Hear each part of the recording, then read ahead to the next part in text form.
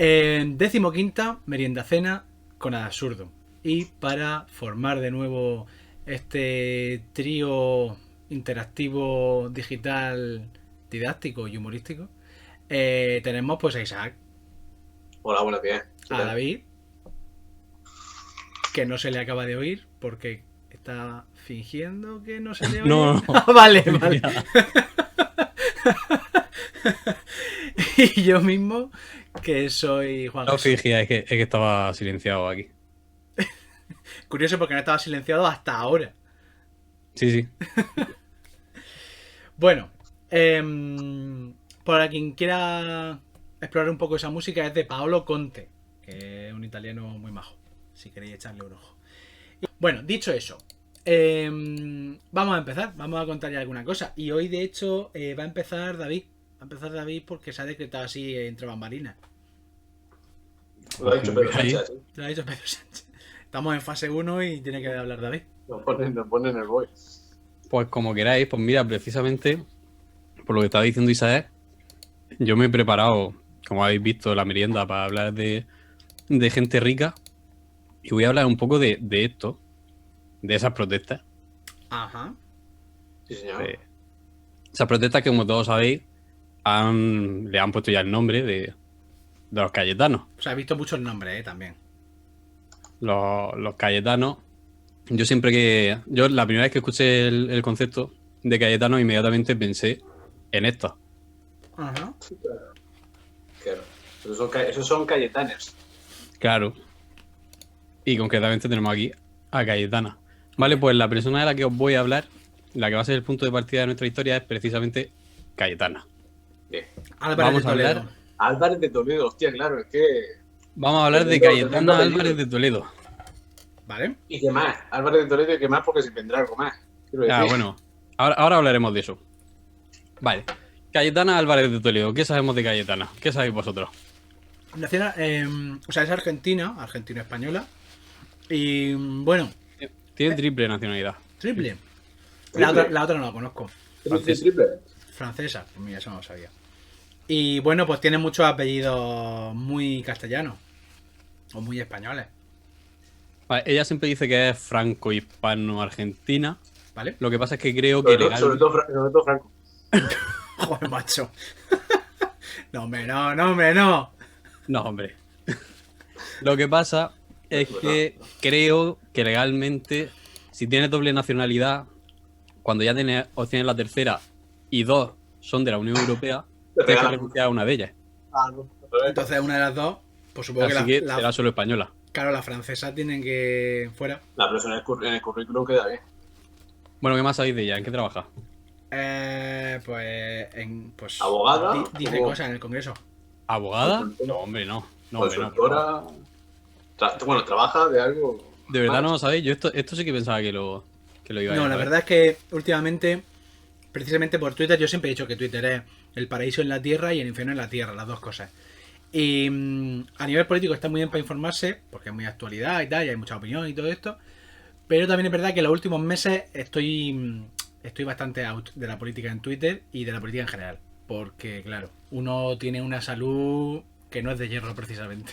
Vale, pero yo estoy hablando de la otra vertiente, la que no es política.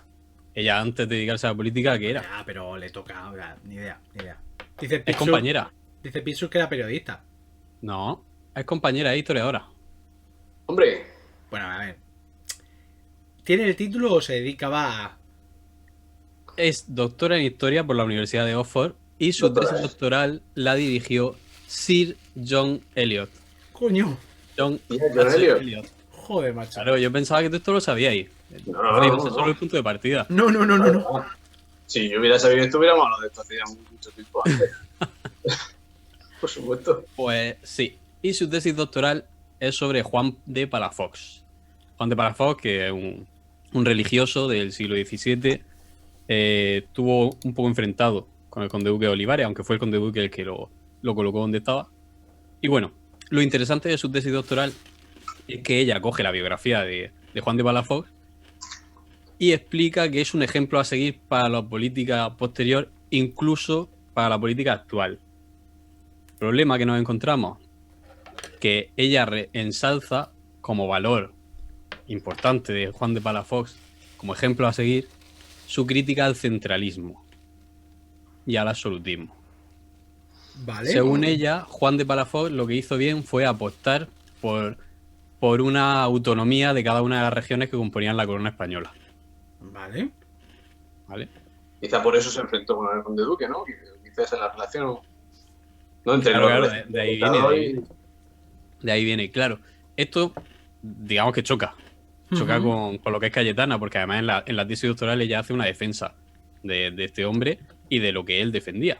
Ajá. Claro, pero me hace, perdona que te corte, me hace especialmente gracia que en una tesis doctoral, digamos, aparte de tratar la figura de este señor y lo que hizo, hacer como defensa de lo que hizo y deberíamos hacer esto porque es un buen ejemplo. ¿Eso se puede hacer en una tesis?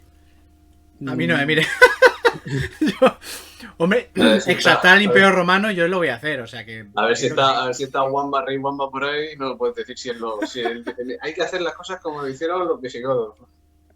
Hombre, se podrá hacer desde un punto de vista quizá más neutral. En plan, bueno, pues lo que hizo este señor es reseñable por X cosas. Claro, lo pondrá en su contexto. Claro. Sí.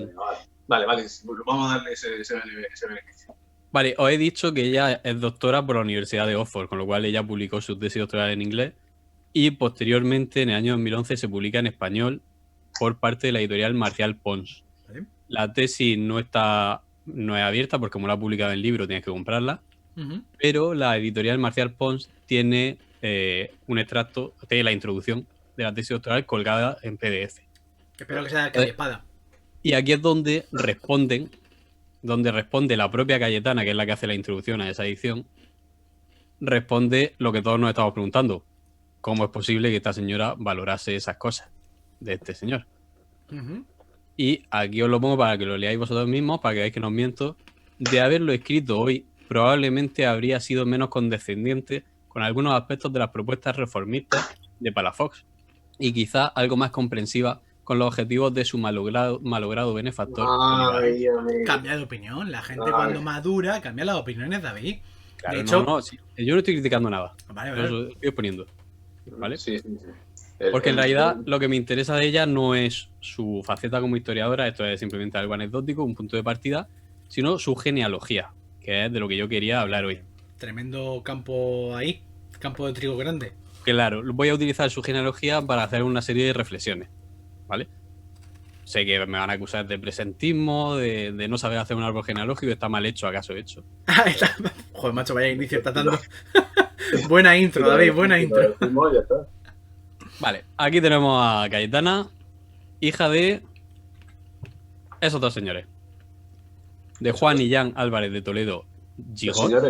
Pero un señor y una señora. Claro. Y Patricia Peralta Ramos y Madero. ¿Vale? De momento, imagino que el único que suena es Álvarez de Toledo. ¿Vale? Álvarez de Toledo, por si alguien nos está viendo y no lo ubica, Álvarez de Toledo, cuando un historiador habla de Álvarez de Toledo, inmediatamente piensa en el duque de Alba, en el gran duque de Alba.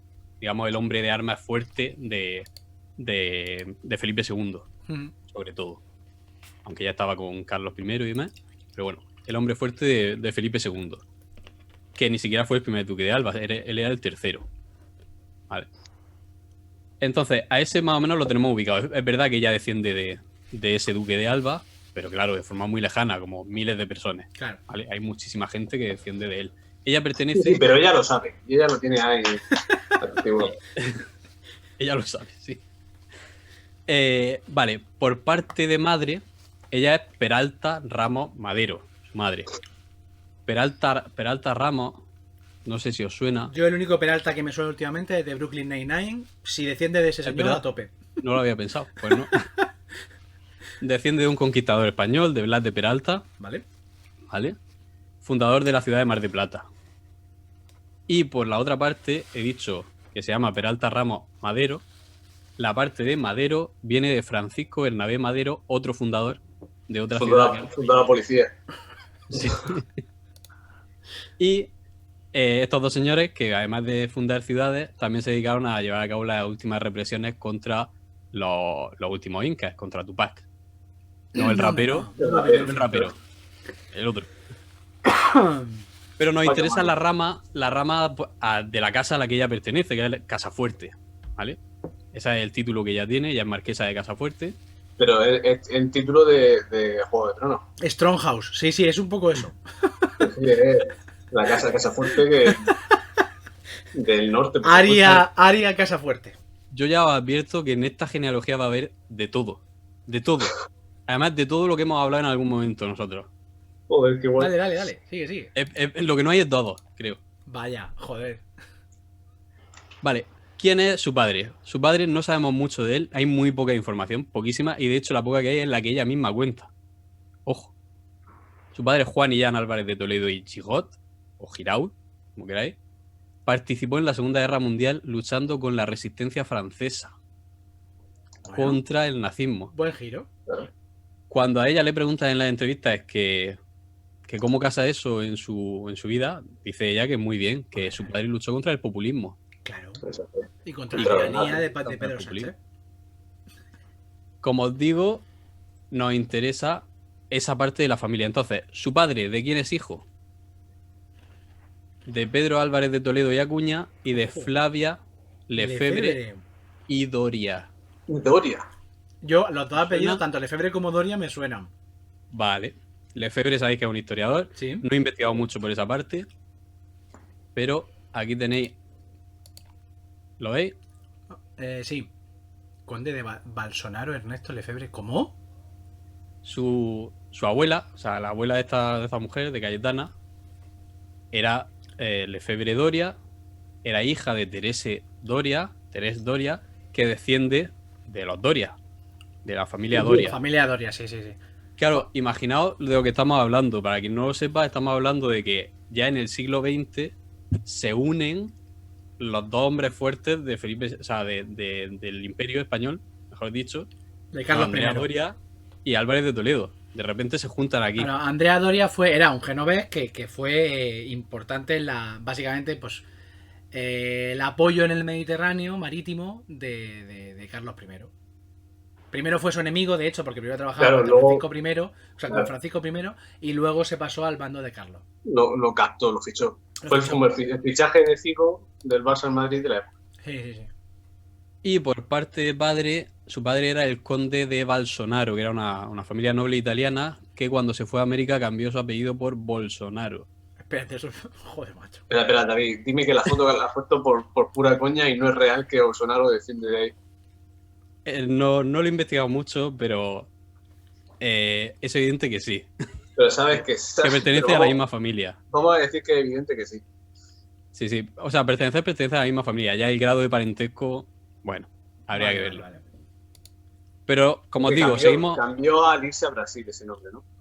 Sí, sí. Cuando ellos se van a América, muchos de estos nobles cuando se arruinan, lo que hacían era irse a América.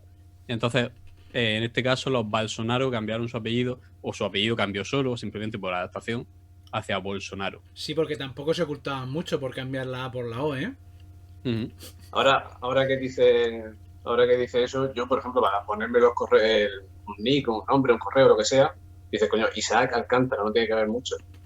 Pero sí, hay muchísimo, porque Alcántara fue uno de esos apellidos de la zona de Extremadura, oeste Andalucía y tal, Portugal, que pasó a América, y en Brasil hay un huevo de Alcántara. Entonces por ahí Isaac punto Alcántara y dices, pues habrá uno o dos, no, 38, que me cago en la puta. Entonces, nada, eso, los apellidos se exportan. Bueno, pues estábamos en la línea de los abuelos, ¿recordáis? Con Pedro Álvarez de Toledo. Pedro Álvarez de Toledo fue un poco el que inició la tradición de meterse en política. Él formaba parte del Partido Conservador y estuvo 2 legislaturas en el Congreso de los Diputados. Ojo, 2 legislaturas que duraron un año. ¿Vale? Pues como ahora, Que prácticamente. duraron un año las dos juntas. Ya. Él pertenecía, como digo, al Partido Conservador. Vale. Tenemos ya a la abuela y el abuelo. Pasamos a ver quiénes son los padres del abuelo, que son estos señores de aquí. José María Álvarez de Toledo y Palafox. Vale. ¿Os suena? Sí, Palafox entiendo que vendrá de la familia de el Palafox de Zaragoza. O del de su tesis doctoral. Al que ella defendía. Coño, es verdad. No me he caído. Vale. Y Y Mari Carmen Álvarez de Toledo, Acuña Acuña, y de y de White. Aquí De ya White. vemos un poco de endogamia. bueno, Poquito. bueno. Pero ya estamos en el siglo XIX, ya podemos aceptarla. Sí, lo de casamiento entre primos incluso en el siglo XX. Sí, sí, no, sí, ahora veremos. Y lo que más nos interesa es este punto al que vamos a llegar, que es los padres de este señor. Estamos ya en los padres de Hombre, el hijo de la Tomasa. Álvarez de Toledo y Palafox. Y Portocarrero. Hostia, y Carrero también. Francisco de Borja, Álvarez de Toledo y Osorio. Aquí ya tenemos un nombre que es auténticamente de Cayetano, que es Francisco de De Borja, Borja. Claro. Álvarez de Toledo y Osorio. Sí. A los reúne todos. Y María Tomasa, Palafox y Portocarrero. Se ha perdido Tomasa, ¿eh? Se ha perdido un poco el Se ha nombre, quedan pocas, pero es un nombre que ahí está, que hay que cultivarlo. Joder, macho. Y que bueno, pues siempre se puede tirar mano de nombres típicos de la tierra. Vale, ¿os suenan de algo estos personajes? No. Hombre, y Osorio a lo mejor. Pero no, ahora mismo no. Y si os pongo esta imagen, Pues no. ¿Será el Goya? Entiendo que será. Parece algo así goyesco. ¿Qué, la duquesa de Alba o qué? esta señora es María Tomasa Palafox y Portocarrero, ¿Vale? y este señor es su marido, lo está pintando ella. Lo está pintando, de espérate, que es que me está reventando la cabeza. Lo está pintando ella a él, claro, pero. Y a su vez un cuadro. Y a su vez un cuadro de Goya. Goya pinta a María Tomasa pintando a su marido. Vale. Vale. ¿Vale? Que a su vez pinta- Ahora sí lo entiendo. Que molaría que le estuviese pintando un Warhammer o algo, y a su vez está ahí como. Vale, ¿por Que qué te hablo de estos mata personajes? Inception. Francisco de Borja, Álvarez de Toledo y Osorio, que era ese señor, ¿Vale? no nos importa tanto como su mujer, pero también es interesante, porque este señor fue capitán general, comandante y gobernador de Murcia durante la Guerra de Independencia y diputado por Murcia en las Cortes de Cádiz. Mira, mira. ¿Vale? Además de ser marqués de Medina Sidonia y marqués de los Vélez. Ah, vale.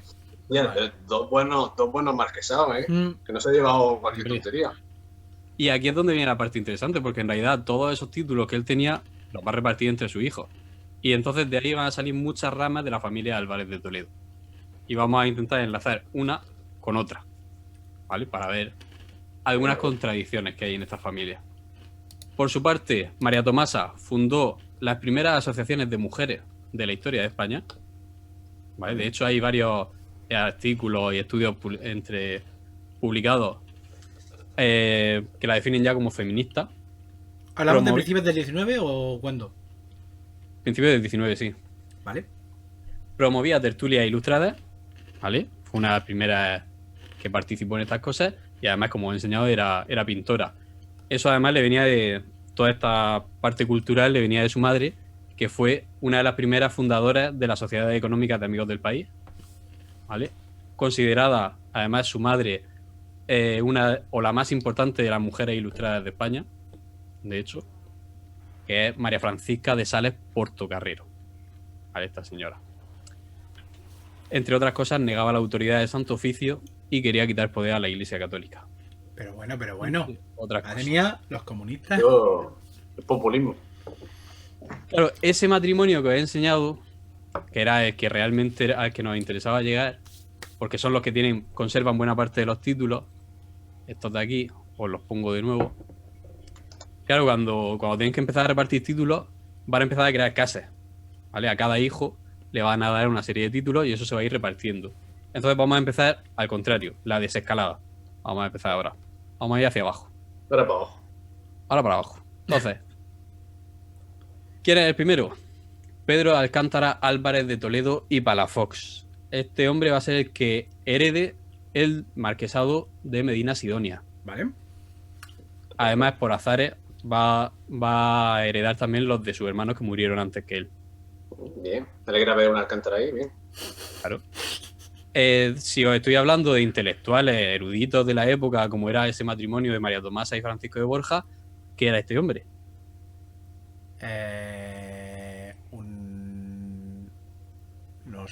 yo no lo sé. O sea, ahora mismo me Ahí pierdo. parece diputado o algo, miembro de las Cortes o Sí, algo, ¿no? el típico intelectual que escribe en la prensa del momento, Era más, político, más o menos pero liberal. no pudo entrar en el Congreso de los Diputados, porque era carlista. Ay, por Dios. Hostia, Más o menos liberal. hostia, otro elemento más, el que faltaba. Ay. Claro, os he dicho que aquí va a haber de todo. Este hombre además era el encargado de las relaciones exteriores del bando carlista durante la Primera Guerra Carlista. Este es el hijo de la protofeminista. Sí, sí, sí. Y es carlista, vale. La E embajada hijo, carlista, e hijo del diputado de Murcia en las Cortes de Cádiz. En las Es Cortes de decir, Cádiz. él Perfecto. luchaba contra gente como sus padres. porque, claro, Bueno, eso también es muy típico, ¿eh? Quiero decir, el hijo que se Hombre. revuelve ante los padres, etcétera. O sea, que tampoco lo de está las mal. embajadas carlistas es un poco como lo de las embajadas catalanas. Claro. Oh, Bueno, Vale. pues este hombre viajó a Rusia, a Austria y demás representando a los carlistas, representando a Carlos. al Vale. candidato. Bien, bueno. Estaba pidiendo por su candidato, ¿vale? Como Claro, cualquier área. claro. Bueno, Siguiente. pues este hombre es padre del que hereda sus títulos, que es José Joaquín Álvarez de Toledo y Silva. ¿Vale? le faltan adornos a ese señor. Tiene. está bismarqueado un poco, o sea, Sí, sí, sí. muy de finales del 19, los dos moñitos arriba de pelo. Que es un poco, si os fijáis, un poco Drácula de Bram Stoker. Sí, un poco sí. Sí, sí. El hombre te está diciendo pase y entre Sí. y deje parte de la felicidad que Exacto. esté contigo. Entre libremente en el Entre carlismo. libremente. Este no es carlista, ¿no? Este no es carlista porque además él vivió buena parte de su vida en el exilio por culpa de su padre, que lo habían exiliado, lo habían mandado al exilio. Vale. Entonces él se crió en Austria y entonces cuando empezó a dedicarse a la política, él ya no entró en la política española, sino en la política italiana. Él entró en el Parlamento de Sicilia. ¿Vale? Entonces él sí que se mete en política, pero vamos, ya a una distancia de la política española. Y de hecho, cuando quitan a Isabel II, él retira a toda su casa, a todos sus sirvientes, a todos sus familiares y demás de España y se los lleva a Italia. Por miedo, porque decían, si ya no ha ido mal con Isabel II, veremos a ver qué viene ahora. Entonces decidió Prudencia, quitarse- prudencia. darse en Fue medio. prudente y no tenía falta de razón. Porque... Claro, claro. Y bueno, este hombre era un poco raro, porque luego sí que puede volver a España, posteriormente se da cuenta de que ya es seguro volver, entonces vuelve y se empeña en construirse un palacio en la playa de la Concha de San Sebastián. Ostras, buen sitio, ¿eh? Dijo, yo creo que aquí. Esto tiene futuro, ¿no? Sí, además la ley de costas en ese momento no... Sí, no, tampoco te por lo crees. que sea, no creo que funcionase. Y entonces empieza a endeudarse, empieza a irle bastante mal. No sabía gestionar muy bien su dinero. Hasta el punto de que empieza a vender algunas de sus cosas. Recordemos que él era heredero de uno de los títulos que era el Marquesado de los Vélez. Entonces una de las cosas de las que se deshace es del castillo de los Vélez. Qué pena. El castillo de Mula. No, castillo de Vélez. Ah, vale. Bueno, es que el de Mula también era de familia. Él lo vende a un coleccionista francés. Lo vende por partes, ¿eh? Él selecciona partes, las saca y las manda fuera de España. Ah, Las vende vale, a un ya sé de lo que va a coleccionista hablar. Sí, francés. sí. Ese coleccionista francés se los vende a un alemán y ese alemán los vende a Nueva York. De forma que hoy en día el patio de armas de los Vélez lo podéis ver gracias a este señor en Nueva York. Vale, un segundo. Este es el señor, ¿vale? Ese hombre a su vez va a tener otro hijo que herede todo esto, que va a ser este de aquí. ¿Vale? Fijaos en el apellido de la mujer, que es Caro. Ahora hablaremos de eso. Entonces él es Toledo y Caro. Vale. Este señor, cuando hereda los títulos, hereda con ellos las deudas de su padre. Que le salió caro entonces. Ya sabía yo que algún chiste había por medio. ¿Eh? Que alguna ironía No. habría de por No, medio. no hay chiste, no hay chiste, no hay chiste. No, digo que le salió caro el título. Este hombre al final dice, mira, a tomar por culo todo, conservó algunos títulos, no todos, otros los vendió, vendió algunas cosas de lo que le quedaban, de las posesiones que le quedaban, y se empezó a dedicar a la agricultura. Dijo, yo paso de los follones nobiliarios, aristocráticos y demás, y yo me dedico a la agricultura. Entonces solo conservó algunas fincas en la Comunidad Valenciana y en Molina de Segura. Ah, mira. ¿Y qué hizo para pagar las deudas que tenía su padre? vendió otra cosa importante, el coto de Doñana. Hostia, también era suyo. También. Hostia, pero es decir, se puede hacer historia de España a través de la familia de... Bueno, hay ciertas familias que sí, hay ciertas familias que sí se puede. Sí, pero vamos, que con este tal que toca prácticamente todo, ¿verdad? Pero ¿a quién lo vendió? Quiero decir, ¿se lo vendió ya al Estado o...? A la Junta de Andalucía. Ah, correcto. Bueno, al Estado ahora pertenece a la Junta de Andalucía. Sí. Vale. Fijaos, no he cambiado de diapositiva. Caro Perdón, y caro. he cambiado de diapositiva. Vale. Pero no aparece. Porque Joaquín Álvarez de Toledo y Caro es padre de Joaquín Álvarez de Toledo y Caro. Hostia, Porque la su madre mujer- Rosalía Caro y Caro. Su mujer era Rosalía Caro y Caro. Madre Es decir, de Dios. estamos ya en el siglo XX y aquí la endogamia se le ha ido de las manos. Madre de Dios. Hay que llevar cuidadito. Pero es que además por Rosalía Caro y Caro no venía buen material. No, es que ya venía, no venía defectuoso. Aquí ya lanzo una reflexión, y es que no intentéis hacer estas genealogías con Wikipedia porque no va a salir bien, porque cuando coinciden dos nombres ya no está bien. Wikipedia, Claro. ya hay errores. Y Bueno, entonces tenéis que hacerlo a través de los propios archivos de las familias, Ah, vale. ¿vale? Y llegamos por fin a los padres de la señora con la que quería cerrar este círculo. Hombre, Carmen Maura. Famosa actriz. Famosa actriz. Pero os dice algo lo de Maura. Entiendo que será hermana barra algo de Maura. No, De claro. Antonio Maura. Claro, del presidente. Estamos ya a mediados del siglo XX. Esta mujer es nieta. Nieta. De Antonio Maura. Antonio Maura.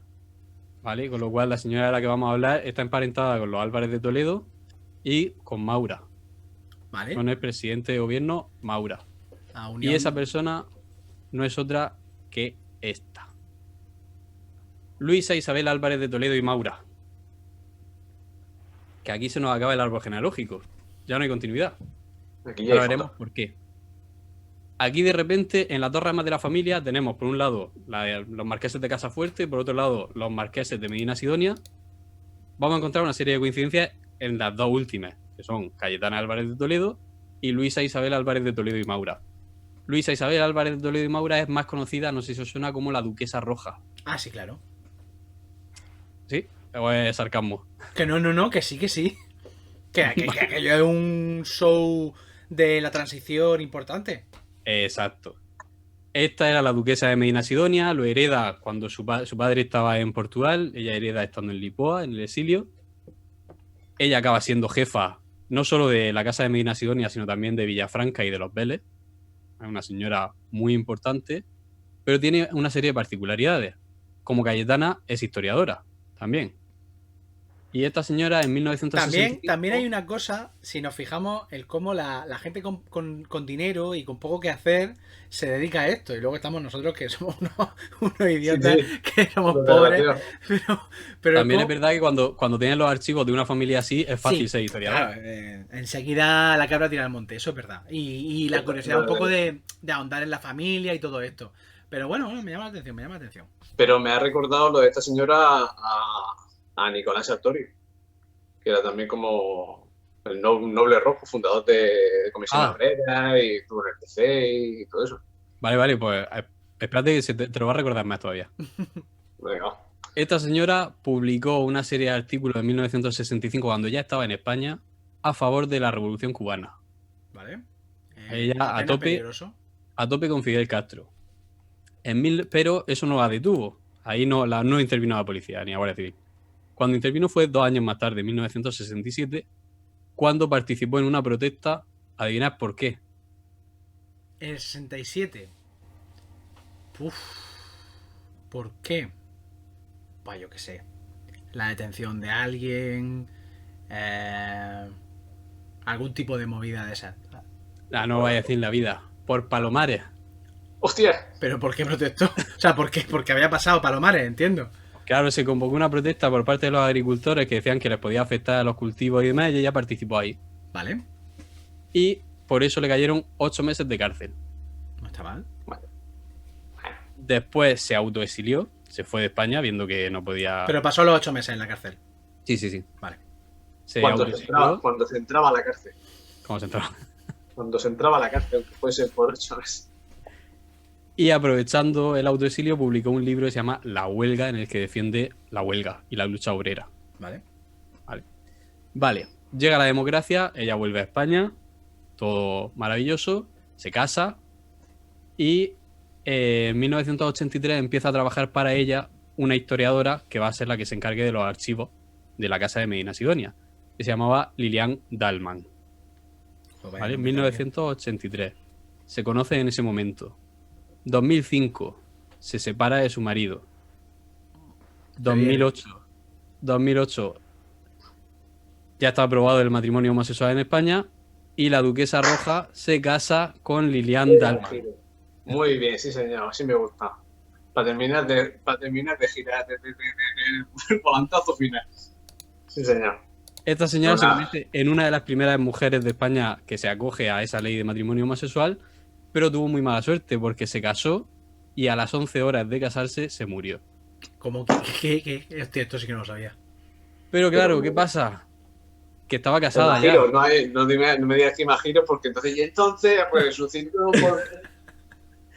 ¿Quién es la jefa de la casa de Medina Sidonia? Lilian.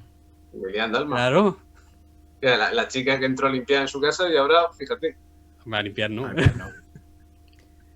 Pero bueno, pues A partir de ese momento se abre una serie de litigios entre el resto de familiares y esta señora, porque prácticamente la acusan de que ella no había mantenido una relación romántica, cosa que es falsa porque sí que había estado desde 1983 hasta 2005 liada a escondidas. Pero ¿y lo de la boda no le sonaba la relación romántica?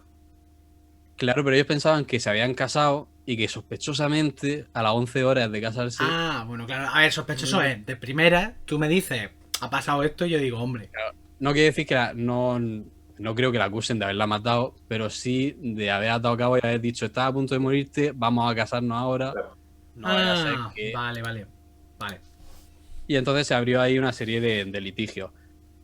Cosa interesante, que esta señora, gracias a que esta mujer, la duquesa roja, era historiadora, le interesaban mucho estos archivos y demás, y que su pareja era la que llevaba los archivos precisamente, esos archivos están abiertos al público y todo el mundo puede consultarlos. Si no hubiese sido por eso, como ella misma dice en varias entrevistas, probablemente su familia los habría cerrado cuando no los habría destruido.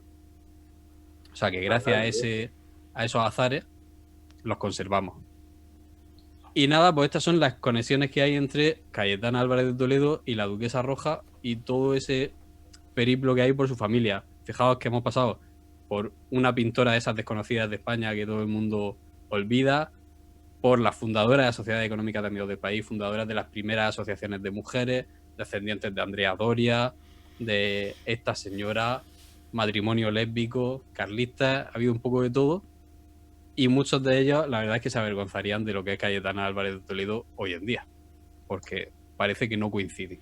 Hombre, yo me he decepcionado un poco porque es verdad lo que ha dicho Picture, ha preguntado si había cura ruso y no hay ningún cura ruso, David, yo lo siento mucho. Ha estado bien, pero no ha estado a la altura. Ya. No, pero a mí me ha fascinado. No hay elefantes tampoco. No hay elefantes, no hay curas rusos. Bueno. Perdón, me he saltado a decir que el que era carlista vivió muchos años en Rusia. Ah, pues no, bueno, venga, vale, venga, más un punto. Y nada, cosas importantes que he aprendido intentando reconstruir esto. No hay que consultar Wikipedia para reconstruir genealogías, pero sí que recomiendo que consultéis, porque una de las cosas buenas y malas de que muchas de estas familias hayan conservado los títulos hasta el día de hoy es que muchos sí que se preocupan por sus archivos y los tienen abiertos al público, de forma que las casas de, por ejemplo, la casa de Medina Celi, que la he utilizado mucho para poder reconstruir esto, o la propia casa de Medina Sidonia, tienen su página web abierta y ahí puedes consultar toda la genealogía y todos los archivos que ellos conservan.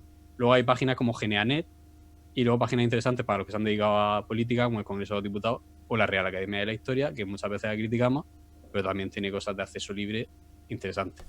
Hombre, que si no tuviera acceso libre a la Real Academia de Historia, tendríamos un problema. Pero sí. Pues nada, entonces eso, la gente puede echar un ojo a esos archivos vía telemática, así que ahí los tenéis. Y pues nada, muy chulo, la verdad, o sea, muy... O sea, se van mezclando nombres al final, porque son muchos nombres y es un poco complicado. Pero claro, al final es un poco lo que pasa con todas estas familias, que como se van mezclando entre ellos, y también una cosa muy interesante, más que las uniones entre los propios nobles y gente con apellidos muy tal, es lo de Maura. A mí eso me llama, porque al final incluso la familia del poder, digamos, nobiliario se juntan con las políticas y ahí es donde vienen muchos problemas. Pero sí, Claro. sí, sí. Ahí tenéis el resumen de las dos casas. Hostia, pero también hay que irse muy atrás, ¿eh? Quiero decir que si te vas tan atrás... Ya bueno. En realidad, haciendo estas cosas tan demagógicas, podemos emparejarnos nosotros. O sea, podemos Sí, enlazarnos. bueno, eso seguro, por lo menos por parte de madre, yo. De padre ya no lo sé, porque ahí es un pifotio. Pero bueno, pues muy bien, genial. Vamos con la otra, vamos con las otras dos. ¿Cómo lo hacemos, Isa? ¿Vas tú primero? ¿Voy yo primero? Pues yo te diría que le des tú, y si no Vale. da tiempo yo me reservo la mía, y si no, pues la cuento. Pero Vale, yo voy más o menos rápido. Yo ya sabéis que siempre recomiendo un libro, y entonces voy a recomendar hoy uno, en fin, muy obvio en cierto sentido, muy famoso, todo lo que queráis, pero lo recomiendo también porque este año va a haber película. Recomiendo Dune, vale, voy a decir Dune, ¿eh? Sí que sé que es Dune y todo eso, pero se dice Dune y punto. O si no le llamo Duna y jodo a todo el mundo. De Frank Herbert. Este año hay película superproducción de la hostia, que os acordaréis de mí en diciembre cuando salga y os esté hasta en la sopa, pero bueno. Este libro, que es tremendo tocho, tiene nueva edición, en este caso la segunda edición de la nueva edición, vaya, que son 700 páginas. Es un libro que a gente que haya estudiado historia o que le interese la historia le va a llamar la atención porque va a encontrar cosas que, bueno, que se encuentran dentro del estudio histórico, porque aparecen desde mesías, elementos de geopolítica, elementos de control de recursos, petróleo, por decir de alguna manera, aunque no es petróleo, etcétera. Pero curiosamente todo eso ha marcado una historia que os va a recordar mucho, o va a recordar bastante, a Juego de Tronos. Es por así decirlo, bueno, no, mejor no digo eso porque alguien cogerá esa frase y luego me echará a los leones. Pero puede recordaros a Juego de Tronos porque es algo así como una especie de peleas entre casas dinásticas, etcétera, pero en el futuro. Vale, entonces Frank Herbert, que es el autor,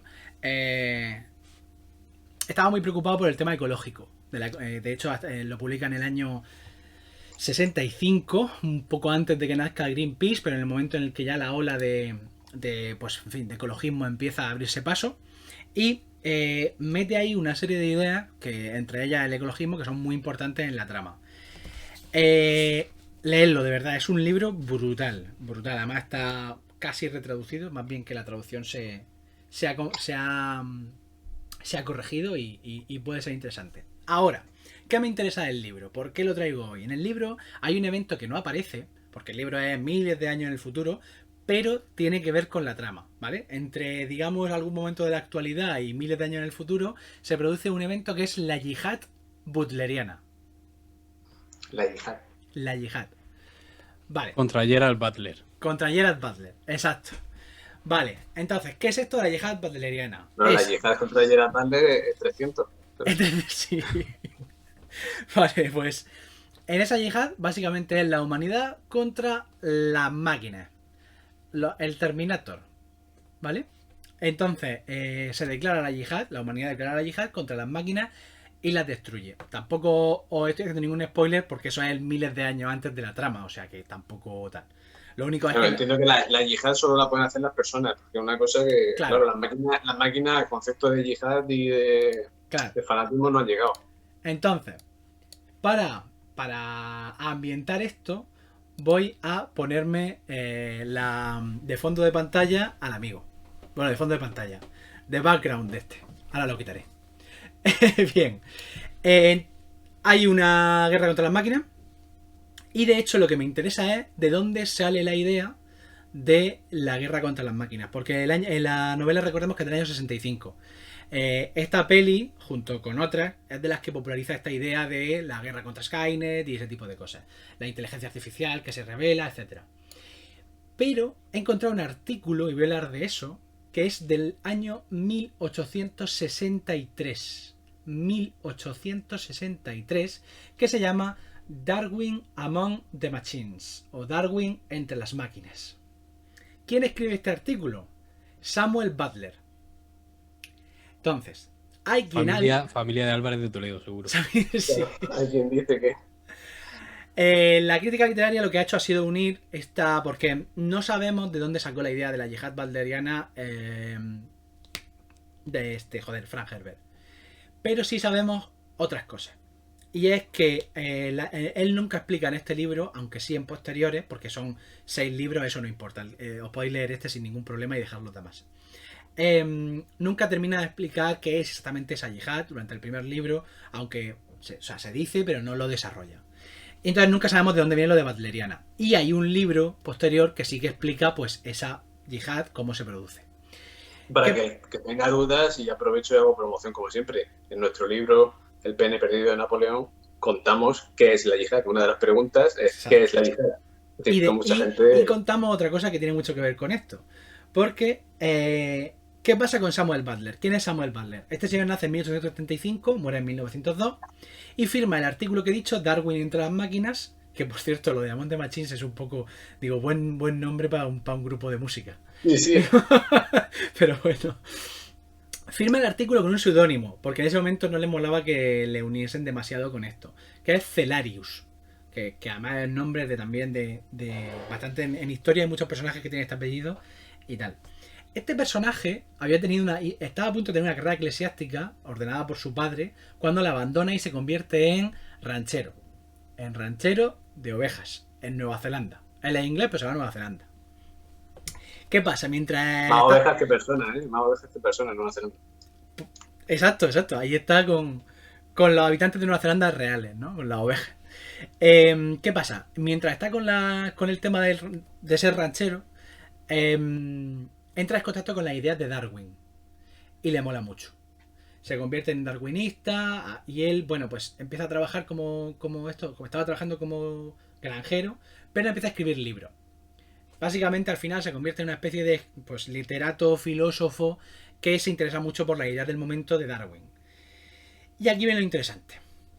Él empieza a escribir sátiras, pero también escribe para periódicos, etc. Y en el artículo Darwin entre las máquinas se pregunta: ¿qué clase de criatura será el próximo sucesor del hombre en la supremacía de la Tierra?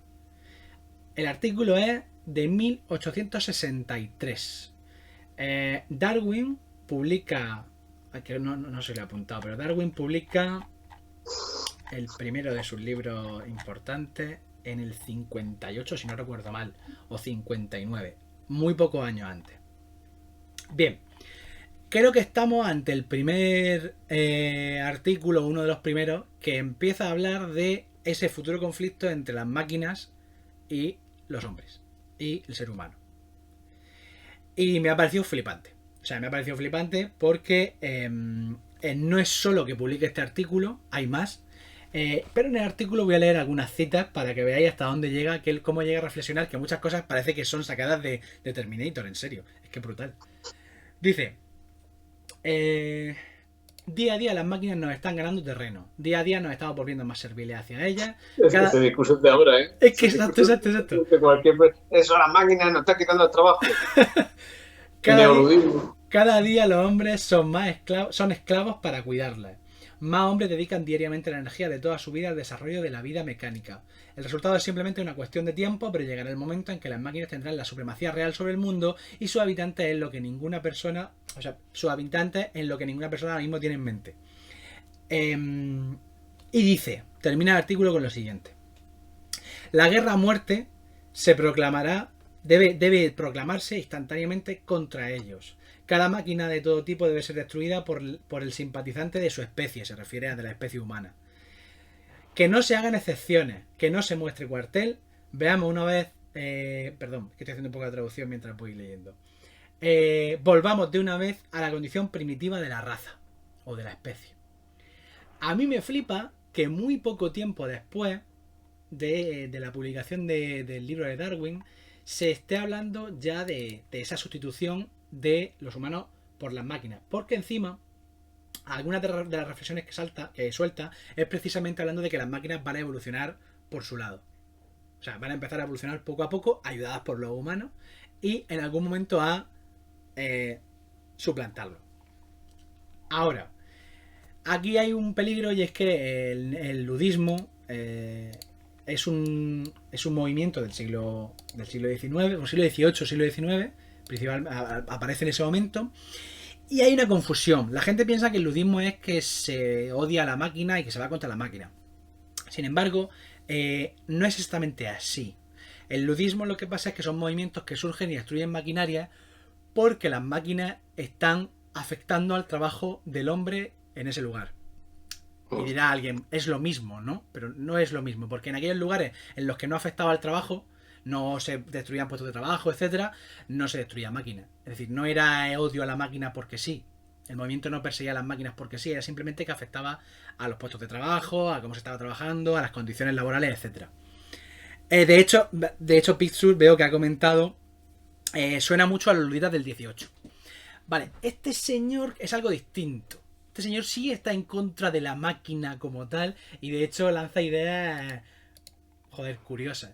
Sobre el ludismo, por cierto, desarrollamos mucho la idea, por eso decía lo del libro del pene perdido de Napoleón. En el libro explicamos mejor el asunto y desarrollamos más esa idea de que no es exactamente que se odian las máquinas, ¿vale?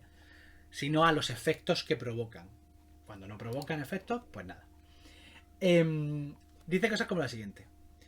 Reflexionemos sobre el avance extraordinario que las máquinas han hecho durante los últimos cientos de años y obsérvese cuán lentamente avanzan los reinos animal y vegetal. Insisto, en 1860 y... 63. Vale. Entonces, van todos en la línea de nos comen las máquinas. Nos comen. Va eso a tope.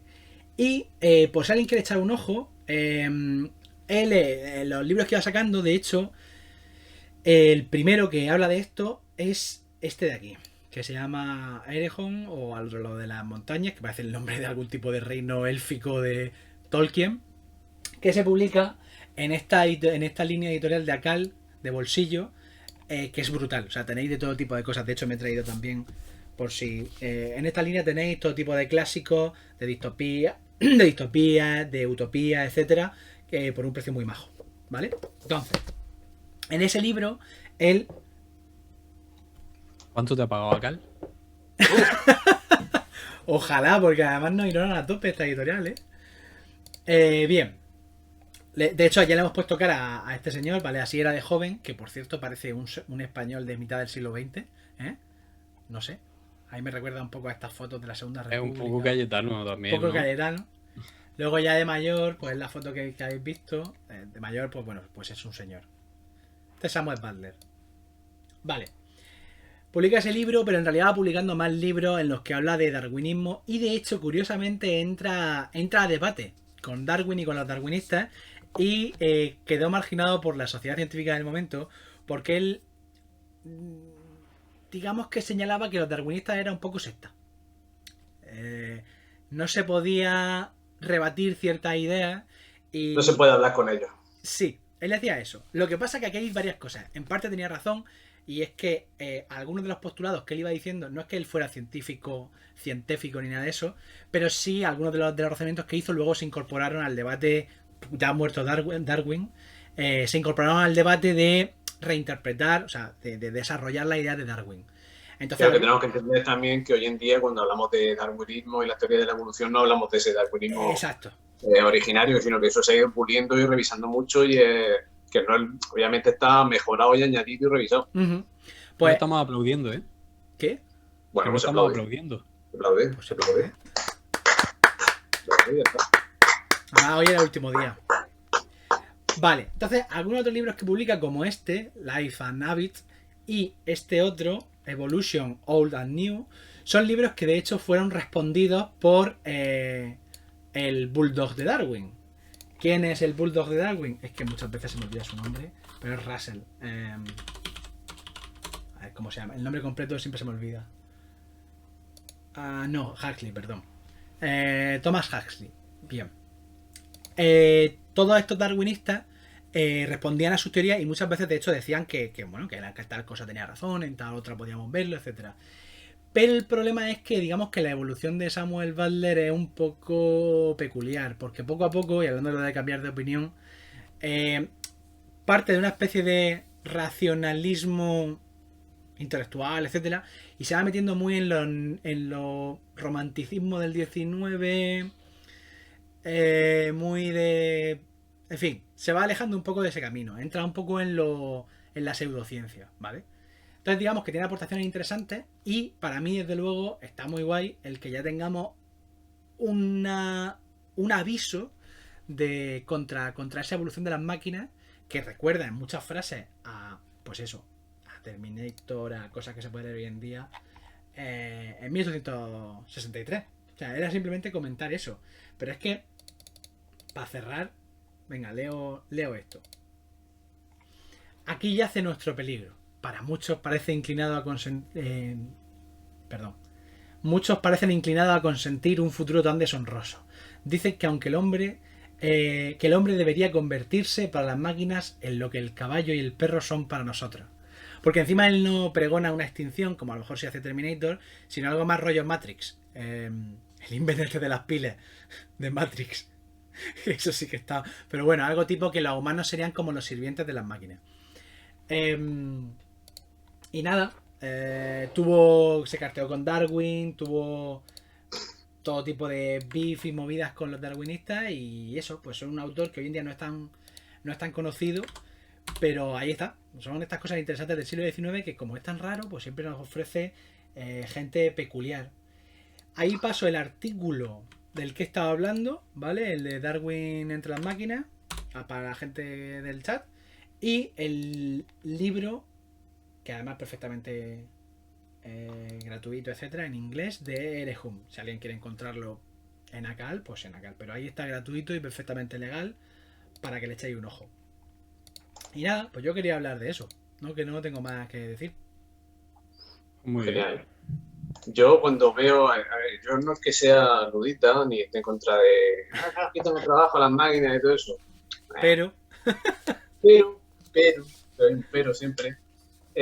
Sí pienso que puede pasar esto de la revolución de las máquinas, que se acaben vengando, obviamente, y cogiendo conciencia. Cuando veo los vídeos esos de Boston Dynamics, sí, hostia. de la mayoría, que son invent, la mayoría, que muchos están trucados, pero bueno, que salen ahí pegándole partiéndole una silla en las costillas al robot, pegándole empujones, que yo pienso, se va a cabrear, así que la tecnología yo creo que ha llegado a cierto punto como para que el robot diga, vale ya, de cabreo. Pero bueno, es verdad que la mayoría de esos vídeos son mentiras. Yo lo pienso sobre todo cuando puteamos a la rumba entonces, que tienes que pasar por aquí, le pones así el pie y que no, tira para allá. Y digo, algún día se van a cabrear. Digo, Marta certifica lo que dice que su impresora se revela cuando no le deja imprimir a última hora y tiene prisa, así que sí que está contigo. Bueno. Las impresoras es que son lo peor, las impresoras son lo que ya esas sí que se han revelado ya desde hace mucho tiempo. Bueno, y las inteligencias artificiales estas que se están revelando que son nazis, homófobas. Bueno, ahí lo que pasa, como matiz, es que, claro, el problema es que llevarán un seco, digamos. Es que están programadas por humanos. El problema es que las hemos educado nosotros. Claro, no, que están programadas por humanos. El problema es que han salido a sus padres. Es que... Y muchas veces lo que pasa es que muchas de las cosas que dicen, no que dicen y tal, pero que muchos de los sesgos, esto de no, porque no contrata mujeres, decía, no, porque las considera peores para el cargo. El problema es que el sesgo ya viene de la programación inicial. Entonces, claro, yo básicamente cuando he hablado con alguna persona de esto, sin tener mucha idea, pero me dice, mira, ahora mismo la inteligencia artificial, olvidémonos, porque esto ahora mismo no es posible, ya veremos dentro de unos años, que puede ser, pero ya veremos. Iba a enseñar algún vídeo de Boston Dynamics, porque creo que sí que están usando ahora con altavocillos para decirle a la gente que se vaya a casa, a los perretes estos tipo la serie esta, ¿cómo se llama? Stranger Things, ¿no? No, hombre, no. Que... La serie de... Salen unos bichos, esos, los perrillos, esos que salen para... Black Mirror, los perros de Black Mirror. Ese capítulo que es en blanco y negro porque sí. Ah, pues no sé. ¿Pero la has visto? No, bueno, o lo he visto, si no lo he visto no sé lo que te La serie, digo, la serie. Ah, algunos sí. Ah, pues sí. En Black Mirror hay un capítulo en el que hay perros que matan gente, que son perros mecánicos, y ya está. Y ese es el capítulo. Vale, pues ya está. Y nada, pues yo por mí ya está. Si se anima o... Yo lo que queráis. Damos 1 hora y 20. Venga, pues os lo cuento brevemente la movida. Venga. Mira, te voy a pasar una imagen por WhatsApp, la última que he pasado, y esa la pones ahí y la visualizamos. Y empezamos hablando de eso. Esta última. Sí, la última que pasa. Vale, la pongo ya. Bueno, ¿veis eso? Lo vemos. Pedazo de... Bueno, si queréis decir lo que es, si lo sabéis alguno. Sí, esto está basado en un libro de Hemingway que se llama El viejo y el mar. ¿Es un rape o qué? Es otro tipo de pescado, se parece como un rodaballo, una especie de lengua gigante, una especie de rodaballo muy grande que es, lo habréis visto porque habréis ido al Mercadona y lo habéis visto sobre todo en la sección de congelado y todo eso, porque se vende mucho. Es el fletán, Ah, ¿vale? vale. Totalmente la variedad del fletán negro. Como veis, eso es una especie de, de pez, de estos que tienen los dos ojos en un mismo lado, tipo lenguado, en plan, los que van por el fondo del mar. Pero es especialmente grande, esta raza es especialmente grande. Es el fletán le dicen también rodaballo de Groenlandia, y se da sobre todo en el Atlántico Norte, ¿no? Vale, muy bueno, igual que el bacalao y otras especies que, pues, muy trabajadas en el mundo de la pesca y que hoy en día pues se consumen de forma masiva y se pescan de forma masiva. El problema es que este bicho tan grande y tan codiciado ahora no se conocía, no se había explotado mucho hasta inicios de los años 90.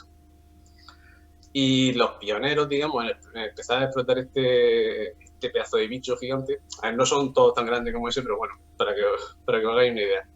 Quien empezó a explotar ese bicho fueron los pescadores españoles, concretamente pues, los pescadores vascos y gallegos que iban hacia zonas del Atlántico Norte, sobre todo cerca de Groenlandia y tal.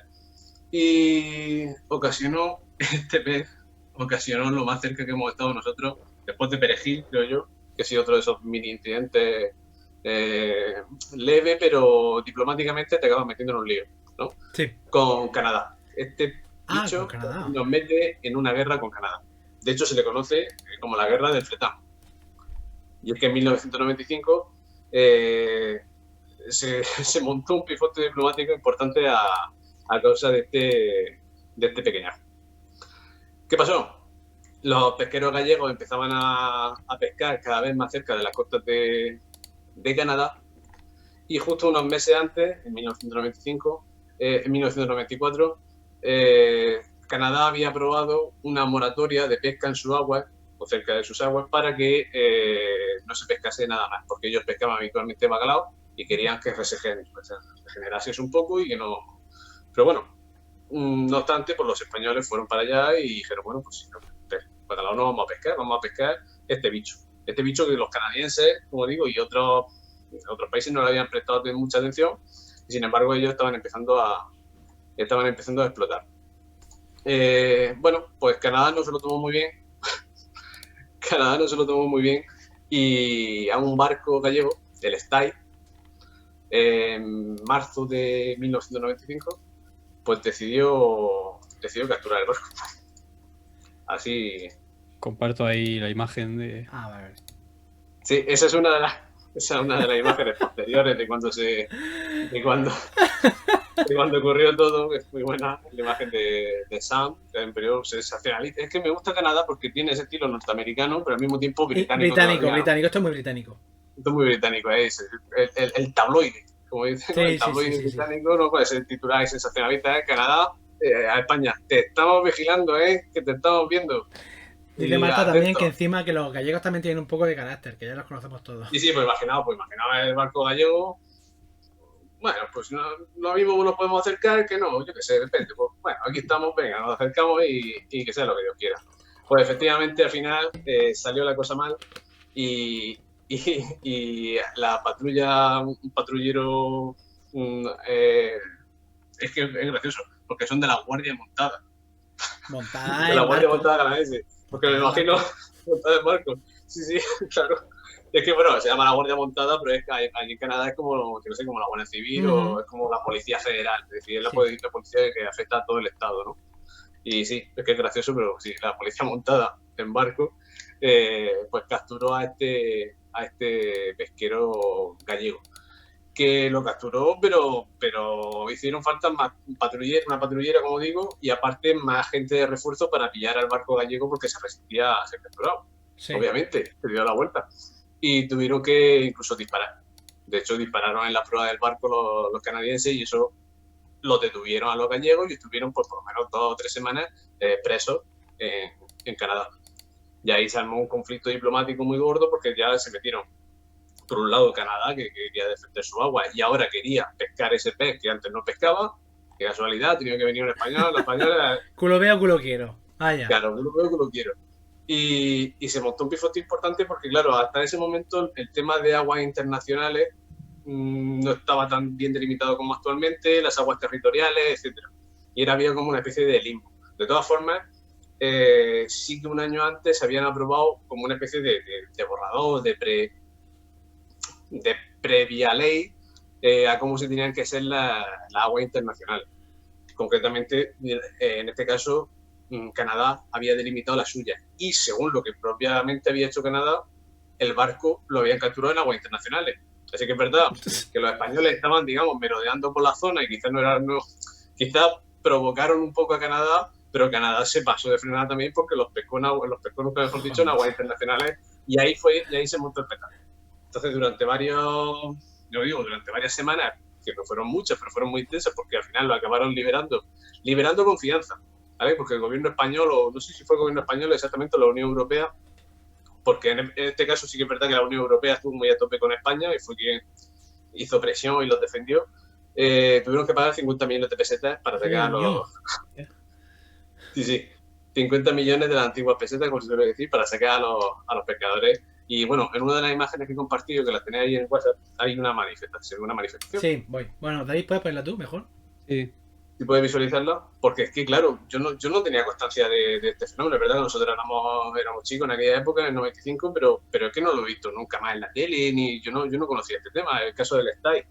Y mirad que es una imagen de la ciudad de Vigo manifestándose por los presos políticos, manifestándose por sus presos. Pero hay de sindicatos pesqueros, hay una pancarta del BNG, es decir, que allí en Galicia es muy especialmente sonado y en España imagino que también, pero yo no lo recuerdo mucho. No lo recuerdo mucho, no, que no sabía yo este incidente. Y tuvo en jaque a la Unión Europea y a Canadá durante un tiempo. Al final, bueno, también estaban los británicos metidos, porque los británicos apoyaban a Canadá, por supuesto, son sus amigos, y los británicos, los cabrones, en vez de estar apoyando a la Unión Europea, ya se veía venir lo que...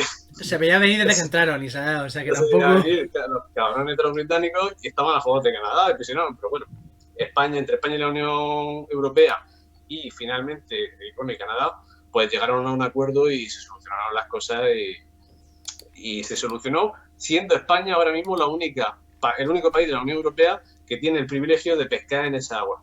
Toma. Ole. Pero pescar en las aguas, no pescar el bicho concreto, sino en las aguas en general. Sí. Bueno, es que ya digo, es que es una cosa compleja por el tema de aguas internacionales. Luego hay una especie de distancia que es como una especie de limbo. No sé exactamente, porque eso ya es un asunto complejo de alta diplomacia y legalidad marítima. Pero bueno, que actualmente los únicos que tienen la potestad para pescar en esas aguas cerca de Canadá son los españoles, son los pesqueros españoles. Dice Marta. Que actúan en nombre de la Unión Europea, pero vamos, que son los que tienen. Dice Marta que enviaron a Francia y Trella a fastidiar a los gallegos, los británicos. Sí, de hecho España, lo que se quejó, la queja formal a nivel diplomático y político que hizo España en la Unión Europea es que lo que había hecho Canadá era un acto de piratería. Hombre, es que por lo que estás comentando... Y que habían sido abordados en aguas internacionales, se lo habían llevado, lo habían detenido y nada por culo. Tremendo asunto el de la pelea por las aguas de pesca, porque de hecho no es el primer conflicto que hemos encontrado precisamente por cuestión de pescar o no pescar, porque ahí tenemos la guerra del bacalao, precisamente entre Islandia y Reino Unido, que abre el libro El pene perdido de Napoleón. Joder, macho, es que hoy estamos enlazando todo otra vez. Siempre conseguimos enlazarlo todo. Yo aquí tengo una pregunta. ¿El barco era de Vigo? El barco era de Vigo. Y a ver, caballero, ¿qué hacía todo esto? No sé, me hace gracia porque la semana pasada hablamos de que la C-15 nació en Vigo, se fabricaba en Vigo, ¿no? En los astilleros. En la Citroën de Vigo, y pues salió también sí que salió de los astilleros de Vigo, pero claro, tuvo tan mala prensa internacional y tal que se cambió el nombre. Esto es como el programa de protección de testigos. Ahora el STAI no se llama STAI, se llama Argos Galicia. ¿Vale? Entonces se tuvo que cambiar el nombre también porque allá donde iba se veía en el barco que dijo, hostia, esto estaba ya señalado, estaba tocado. Pues, Así que ahora mismo pertenece a un grupo empresarial pesquero más grande allí en Vigo, pero tiene otro nombre. Abel Caballero ha rondado durante toda su vida este incidente, pero curiosamente durante el incidente no tenía ningún tipo de responsabilidad, porque él fue años antes ministro de Transportes, Turismo y Comunicaciones de España y después, en el año 2005, presidente de la Autoridad Portuaria de Vigo y luego ya alcalde. Pero en la época simplemente Sería concejal o algo, era, seguro. era presidente del PSG, del PSG PSOE.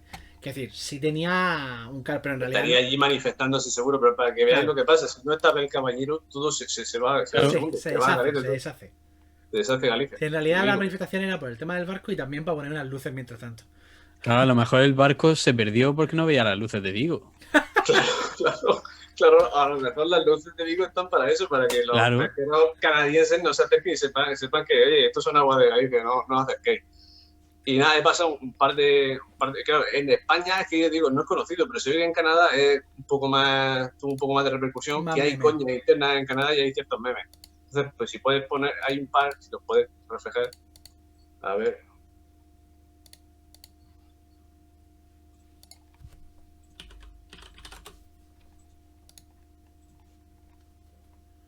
Vale. Ese, bueno, viene a decir, vale que vayamos a la guerra con Europa, de acuerdo, pero habiendo todos esos peces, digamos, majestuosos y bonitos en el mar, ¿de verdad merece la pena ir a la guerra por esta cosa tan horrible? Sería un poco lo que vendría a hacer la broma que se hizo en un periódico. Two left eyes. Me gusta mucho esa matización. Sí, un pez pisco con los dos por el mismo lado. Que claro, es que es horrible. Dice Sibensco, hostia, memes canadienses. Hombre, esto es más viñeta de típico telediario, o sea, telediario de prensa local un poco, ¿no? De prensa. Claro, está en un museo, los memes canadienses son respectful memes, son muy suaves. No. Y hay otro más, pero ese sí que es un poco... El otro es más meme, por lo que he visto. El otro es más meme y está ya relacionado a un caso también, digamos, comprometido que tuvo Canadá hace unos años. Y es que, ya sabéis, el tema cascos azules y misiones humanitarias, digamos, militares en el mundo no siempre son color de rosa. Y tuvieron un pequeño problemilla en Somalia hace unos años también, una operación de ayuda humanitaria, en la que, bueno, digamos que se portaron regular con un chaval allí, digamos que ese chaval murió. Y, bueno, se grabaron y unas vejaciones muy feas que pasó. Entonces, pues muestra el meme de... I sleep y luego real sit. Claro, el incidente de Somalia, aquello que pasó en Somalia, bueno, eso es una cosa. Ahora, los españoles, pelea con los españoles, ¿qué pasa? Ahí ya despierta Canadá. Y nada, esa es la historia. Un poco de conflicto pesquero siempre viene bien. Sí, no, y España siempre, España en los últimos años, además es que es la época Aznar también, bordeando los conflictos. Pero el año 95, no. ¿No estaba? No, 96, 2000. Ah, pues entonces fíjate. Felipe González, el coletazo de Felipe González. El coletazo de Felipe González, no sé si se me ha ido. Pues fíjate. No, pero esa época, digamos, los 90 de España ha sido bordeando los conflictos, que si Perejil, que si, bueno, luego lo de Azores, Irak y tal, que si Canadá, para que veáis. Bien. Bueno, pues Ad Absurdum siempre pues mostrando memes canadienses y todo tipo de curas rusos y genealogías pues que entroncan con la historia de España, al fin y al cabo. Nada, pues muchas gracias por vuestra historia. Muchas gracias a ti por invitarnos. Por invitarnos a este mi rincón. A este rincón. A este rincón con una... He querido poner un poco la cortina, porque como está últimamente el meme este de los fondos con libros, pero es que yo no puedo poner en otro sitio porque mi ordenador está aquí. Yo no puedo poner en el ordenador, me da pereza. Bueno, perdón. Nada, gracias a todo el mundo por estar ahí para vernos. Gracias a la gente que le ha dado a follow mientras estábamos en ello, que han sido unos cuantos. Y bueno, pues nos vemos el miércoles para hablar de arqueología. Hablaremos de arqueología, de cosas serias de arqueología, para ver ese patrimonio y cómo funciona la propia arqueología. Y también hablaremos, pues, en fin, de alguna cosa que sea un poco pifostio. Que siempre hay pifostios, que siempre hay mierda que hay que reclamar, que hay que reivindicar. Y lo haremos con una experta que estará con nosotros. Ya desvelaremos un poco. Movidas. Siempre hay movidas que tratar. Siempre hay movidas, siempre hay movidas.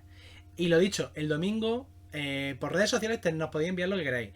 Si queréis enviarnos algún vídeo que os haya molado de tema alguien histórico y todo eso, para que el día domingo le echemos un ojo, nos lo enviáis, le echamos un ojo y a ello, porque el domingo hablaremos de eso.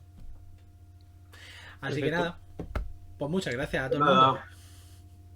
Un saludo. Nos despedimos. hasta luego. Hasta luego.